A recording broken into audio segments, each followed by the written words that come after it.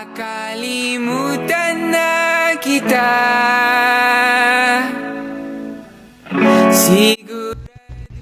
Yo, hello mga kabroke.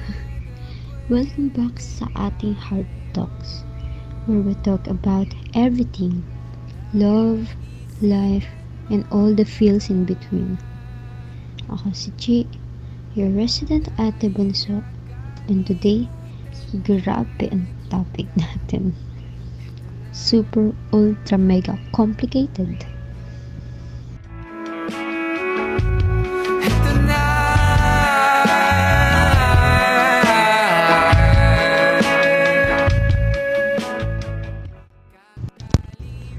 Hello po, paano ako like that person pero there is someone na po? Sinabi mo. Aray ko be, sakit nun diba?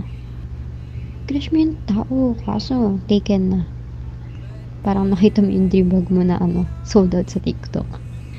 So anong move? Diba? Reality check tayo, reality check. Kumbaga, gising best. Okay, unang-una talaga wake up call eh. May jowa na siya. Period. Ibig sabihin, may commitment na siya sa iba. Wala ka na dun.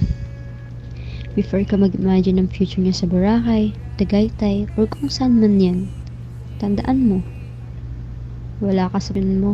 Respeto muna. Hindi tayo nandito para manira ng relasyon, okay? Diba?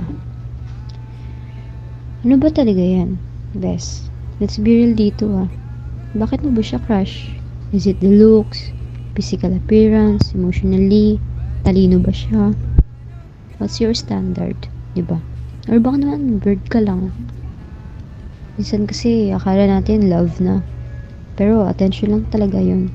Kumbaga infatuation. Diba?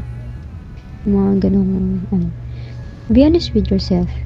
Is it the real deal or trip mo lang, di ba? Kumbaga, kita mo lang siya, love at first sight, pero wala lang, napapugian ka lang, nagagandahan ka lang. Ano yun?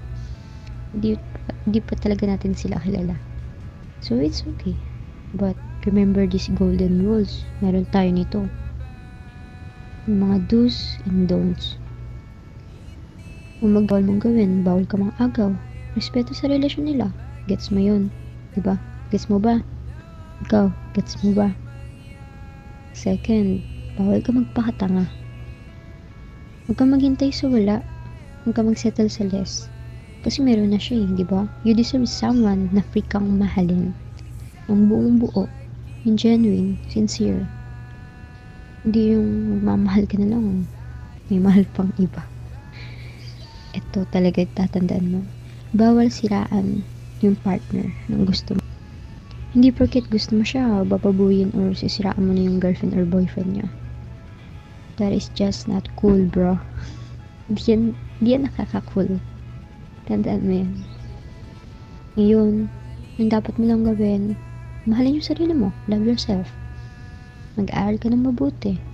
If you're still studying, mag-workout ka, magpag-glow up ka. Hindi ko sinasabi pangit ka. I mean, you know that hindi lang sa appearance yung i-glow up mo. Diba? Distract yourself and be the best version of you. Dapat hindi ka lang sa iisa nakafocus eh. Dapat lumawak pa yung mundo mo. Makipag-hangout ka sa iba. Malay mo, dyan mo makikita yung para sa'yo. Yung the one mo. Diba? Dapat bigyan mo din ng deadline yung sarili mo. Kumbaga, kung nahihirapan ka, layuan mo muna. Set a time limit para maka-move on ka. Hindi na red light. Hindi na traffic. Usad na.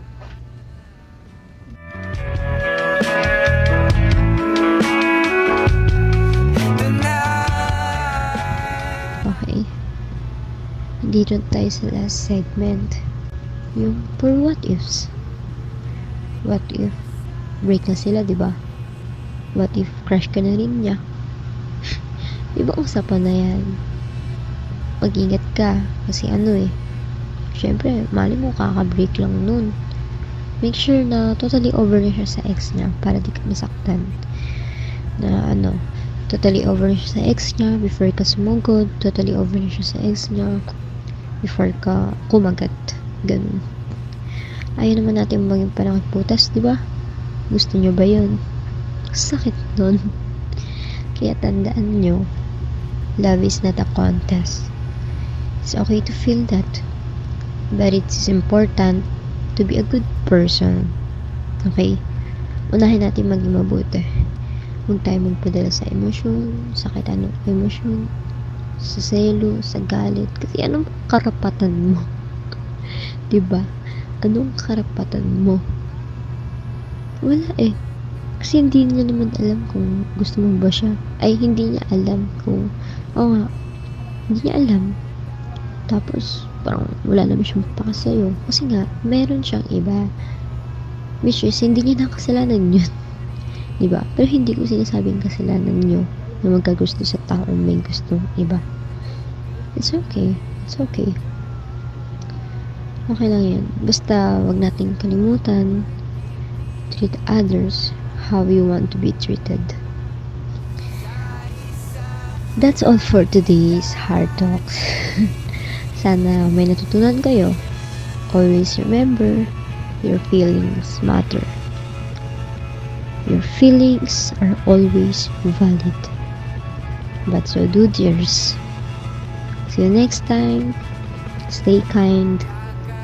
And don't forget to subscribe. Siguraduhin mong hindi talaga pwedeng tayo.